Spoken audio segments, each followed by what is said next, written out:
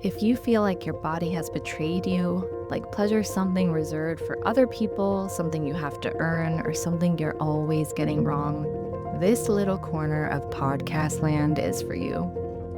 I'm your radical, rageful mama bear, fiercely defending your right to feel good in your body and also offering unsolicited TED Talk energy from someone who has studied pleasure like her life depended on it because, well, it did. Here's the truth. Pleasure isn't a side dish. It's not fluff. It's not luxury. It's your body's way of saying, I'm alive, I belong, and I have power. Welcome to the Nature of Pleasure. I'm Nicole Siegel, certified sexological body worker and creator of the Body Compass Method. And this is where we unravel the quiet codes of your body, the hidden intelligence beneath desire, and the organic rhythm of your erotic nature. Let's be honest, most conversations about beauty feel like a trap. And yes, I am totally about to channel America Ferrera in Barbie, in the Barbie movie, in this next little segment. Either you're being shamed for caring about how you look, or you're being shamed for not caring enough. You're supposed to love your body as she is, but also contour her into an illusion. You're supposed to age gracefully, but also please, for the love of God, don't look like you're aging. You're supposed to feel sexy, but only in a way that's palatable, not too much, not too loud, just hot enough to be marketable.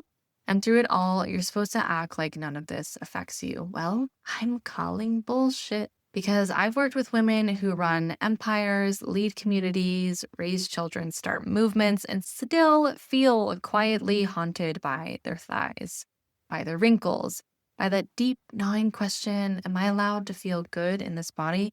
So today I want to offer you a different lens, not just a love yourself pep talk, not a reclamation of hot girl summer, but a whole new definition of beauty, one that's not based on market value, male approval, or your ability to suffer in silence.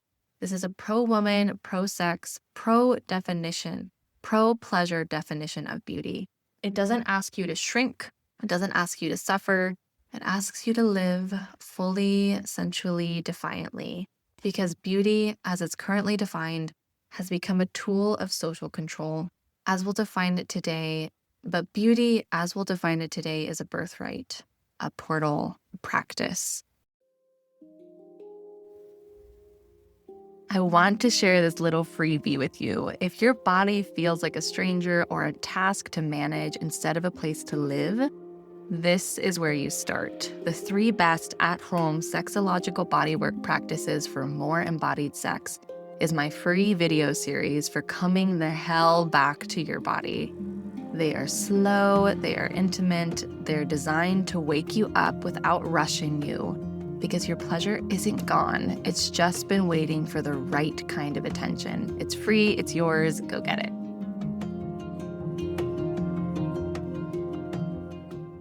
Here's what we're getting into. Why the current beauty myth isn't just annoying, it's political.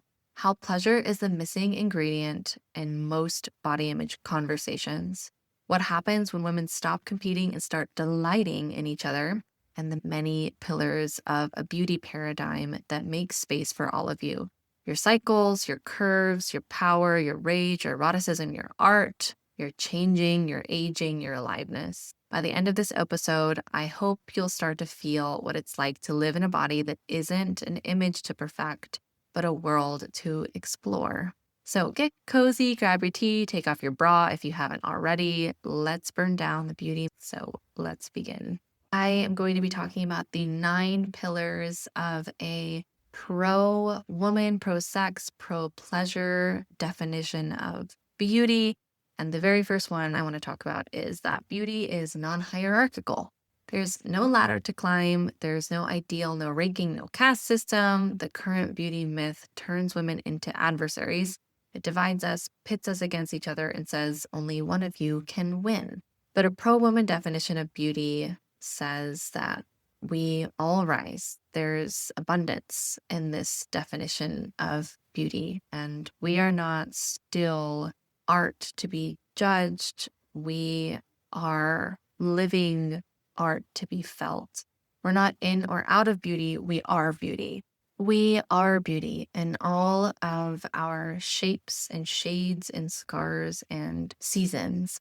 Beauty is a lived experience because remember, we are not objects to observe.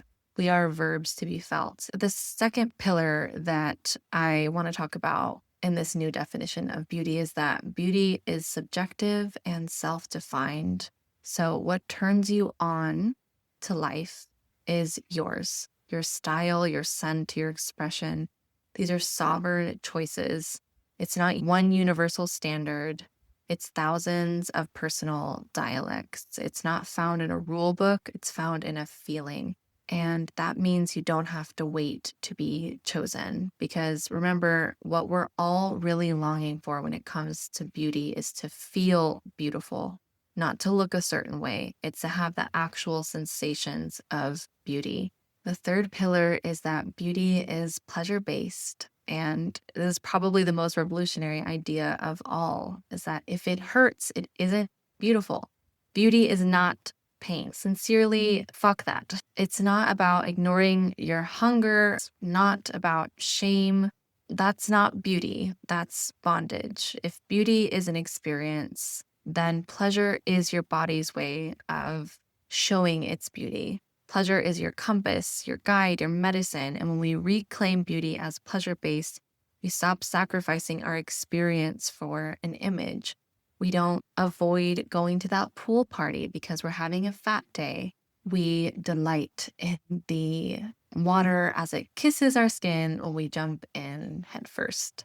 We dress for how something feels against our skin. We dance because the song moves us, and we adorn ourselves because we delight in our reflection.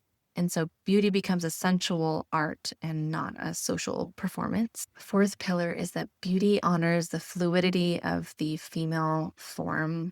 Your body is a river, not a statue. She changes, she cycles, she expands and contracts with the moon, with seasons, with grief, and every single piece of all of this is demonstrating your aliveness, and it's something to be absolutely celebrated and loved. And so this pro-woman definition of beauty makes room for all phases of the body, the bleeding and the postpartum and the menopausal and aroused and soft, strong, scarred, sensual. There's no expiration date, no before and after, just one long, miraculous unfolding. So pillar number 5 of this new definition is that beauty is intergenerational. We are not meant to live cut off from our elders, from their stories, their softness, their power, their joy. The beauty myth has made us fear aging, and it is a completely brilliant way to maintain this cycle because if you cut off young women from our elders, then we don't benefit from their experience of living within this ideal and learning that it is completely fake and how to get out of it. And so this new definition of beauty is it connects the generations of women. It does not separate us. And it does not honor youth above all else. If it's an experience, then having even more experience would make you even more beautiful. So pleasure number 6 is that this definition of beauty turns us towards other women. What if we were flirtatious and chivalrous and gallant towards other women? What if we looked at one another also like art, admired, celebrated, adored? A pro-woman definition of beauty softens our gaze. It says, I see you, you are radiant, you are beautiful, and your beauty doesn't threaten me.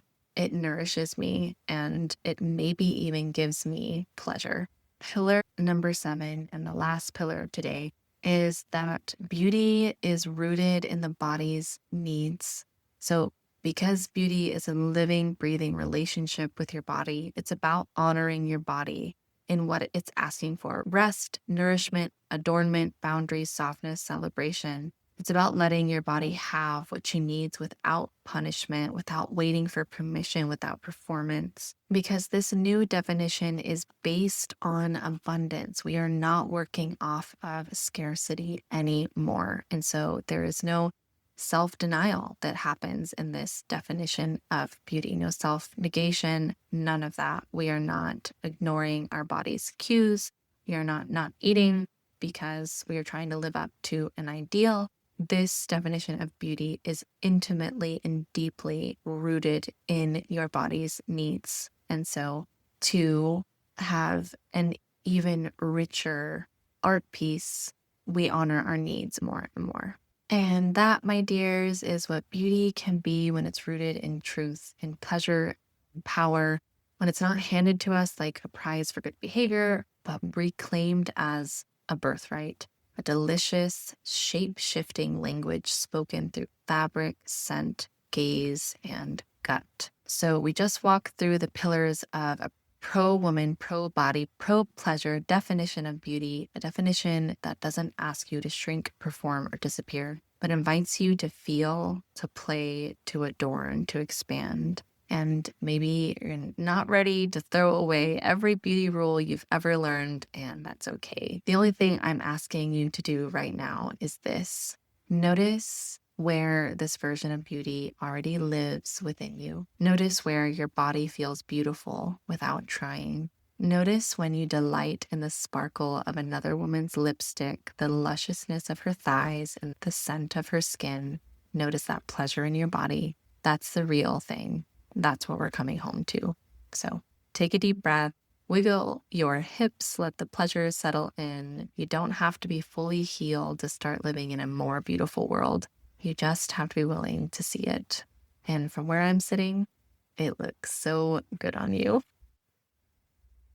All right, that's enough sacred rage and sexological wisdom for one episode. Your body's listening now. Go do something delicious with it.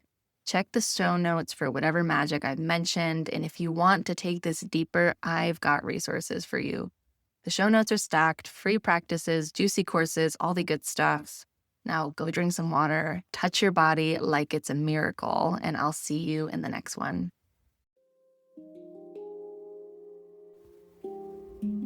If you've been giving your partner books, podcasts, loving hints, carrier pigeons, and they still don't speak your body's language, yeah, I made something for that. Reset Your Erotic Rhythm is my couples course for bringing intimacy back into rhythm without cringe scripts, weird sex games, or resentment under the surface. It's loving, it's structured, and it works even if your sex life has been on mute since 2020. Check it out in the show notes. Let me do the teaching so you can get back to the touching.